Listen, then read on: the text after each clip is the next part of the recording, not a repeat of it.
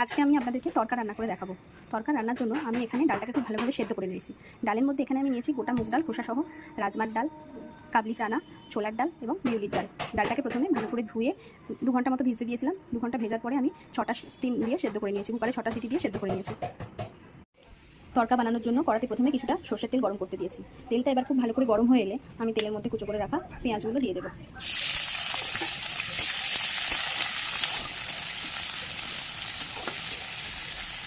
পেঁয়াজগুলো golden brown colour হওয়া পর্যন্ত আমি অপেক্ষা করবো। এখানে আমি মশলার মধ্যে রেডি করে রেখেছি কুচো করে রাখা টমেটো, কুচো করে রাখা কাঁচা লঙ্কা, 1 চামচ আদা বাটা আর 1 চামচ রসুন বাটা। এটা আমি বাটা ব্যবহার করেছি, আপনারা ইচ্ছা করলে রসুন আর আদা কুচো দিয়ে তরকাটা বানাতে পারেন, সেক্ষেত্রেও স্বাদ একই হবে। পেঁয়াজটা আমার লালচে হয়ে গেছে, এবার আমি এর মধ্যে টমেটোটা দিয়ে দেবো।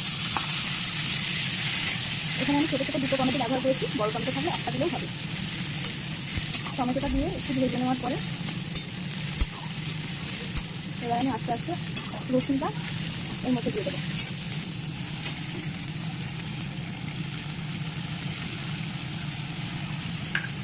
এবার টমেটো, পেঁয়াজ আর রসুনটা খুব ভালোভাবে ভেজে নেবো।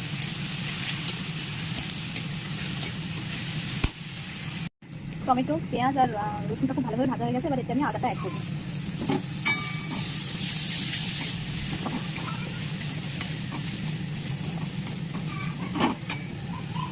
এবার কুচিয়ে রাখা কাঁচা লঙ্কাটা এর মধ্যে দিয়ে দেবো। দিয়ে কিছুক্ষণ মশলাটা নাড়াচাড়া করে এবার আমি এর মধ্যে আগে থেকে সেদ্ধ করে রাখা তরকার চালটা এর মধ্যে আমি দিয়ে দেবো। আগে থেকে সেদ্ধ করে রাখা তরকার চালটা আমি এর মধ্যে দিয়ে দিচ্ছি। ডালটা আমার যেহেতু নুন দেওয়া আছে তাই আমি এটার কোনো নুন দিচ্ছি না।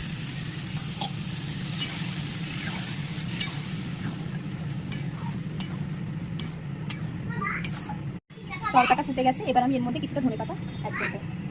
আমার কাছে ধনেপাতা ছিল তাই আমি এতে ধনেপাতা দিয়েছি, আপনারা ইচ্ছা করলে এটা স্কিপ করেও দিতে পারেন। আর আমি এর মধ্যে মেথি পাতা অ্যাড করবো।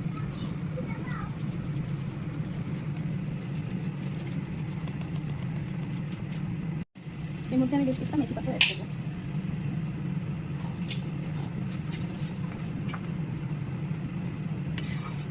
এবার আমি এটা একবার ফুটে গেলে তরকাটা আমি নামিয়ে নেবো।